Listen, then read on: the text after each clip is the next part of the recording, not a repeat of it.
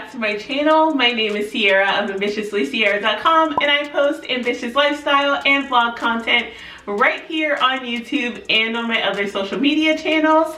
Today we are actually doing part 3 of the Ambitious U-Year Challenge. Well, it's not really a challenge, it's just more of me sharing how I like to get prepared for a new year. And today we are goal setting and manifesting for 2022.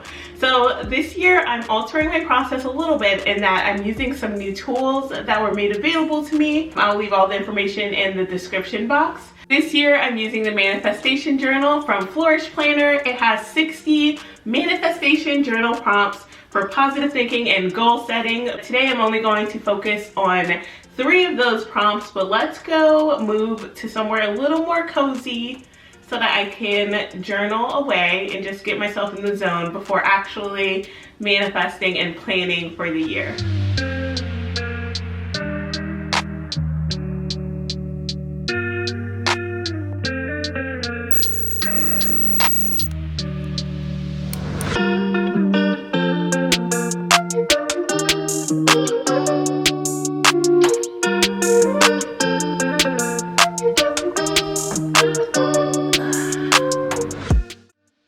All right, let's get into it.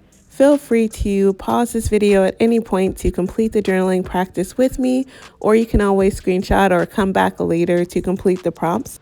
The first prompt that I'm going to address is to write out my biggest and scariest goal. This is the time to be audacious, people, and put it all out there.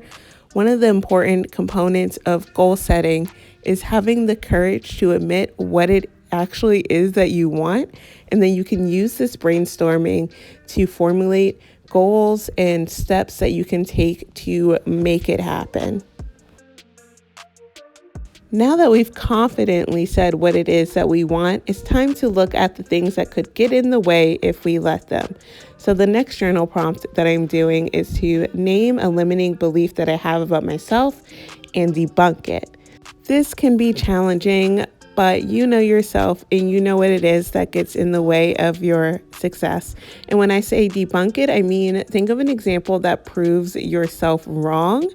So I have this thing about being consistent, and yet there's so many areas in my life where I am able to create habits and do them consistently. So I would pull examples from that to kind of debunk my limiting belief.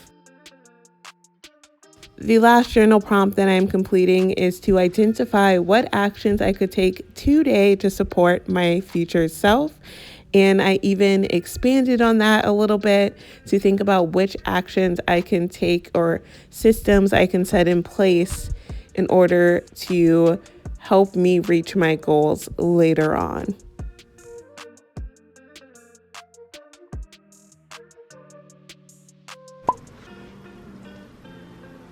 I am more than enough.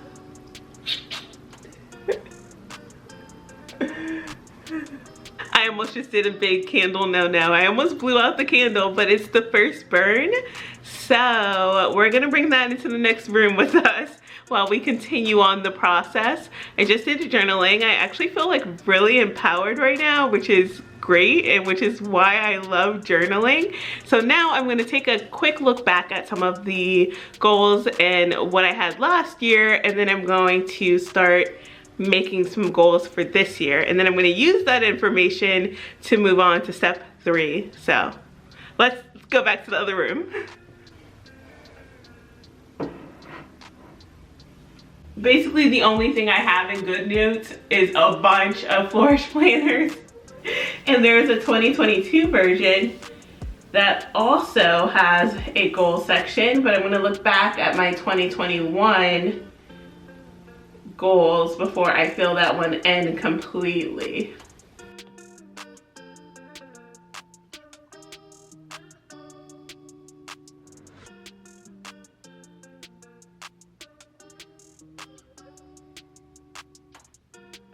So I'm working on these goals, and I'm not going to tell you exactly what goals I have for the entire year, but I will share just a couple. I have a couple of things on my 30 before 30 bucket list that I want to get through this year, seeing as the window on that is closing pretty quickly.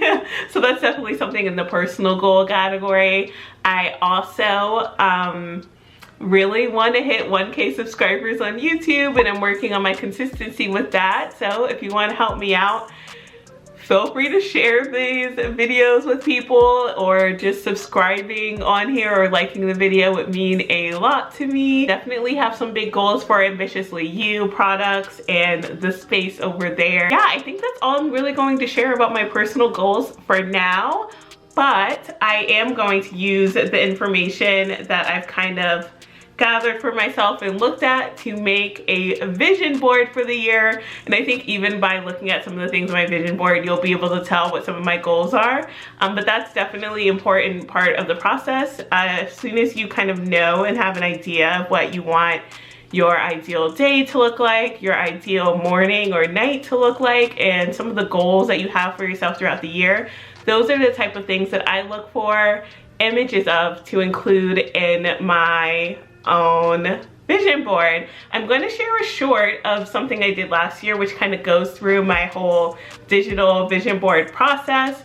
But essentially, I do a lot of looking on Pinterest for very specific items, and I save pictures from that and I put it in an album just to make it all easy to get to on my phone. And then from there, I'm able to go on to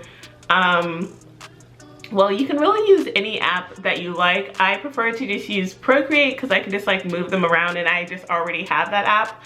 But you can do it also within GoodNotes. You can do it on Canva. There's lots of templates there.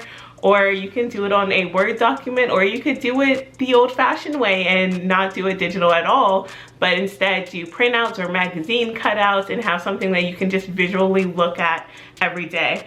I am going to miss my 2020, wow, that was a lot of 20s. I'm going to miss my 2021 vision board so much. I just think it turned out perfectly. I'll show you a little bit here. Maybe I'll insert an image, but I love this so much. And since there are a couple of things on here also that I didn't quite hit as far as goals go last year, some of these are definitely going to show up on the next year's vision board. But at the same time, I really want to find new images and ways to just manifest the life that I want. So I'm gonna get working on that, and I will show you a little update when I have it complete. And honestly, this part takes me a while because I like to make sure that like it just looks the way I want it to look. Like I want to feel a certain way when I look at the vision board.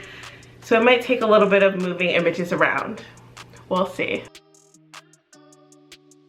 I usually make the vision board my screensaver on my iPad. So since I use my iPad often, it's something that I see every time I open the iPad up. It's also saved in all of my GoodNotes planners from Flourish Planner, and it's also just like a favorite photo. So like if I want to look at it on my phone, I can do that as well.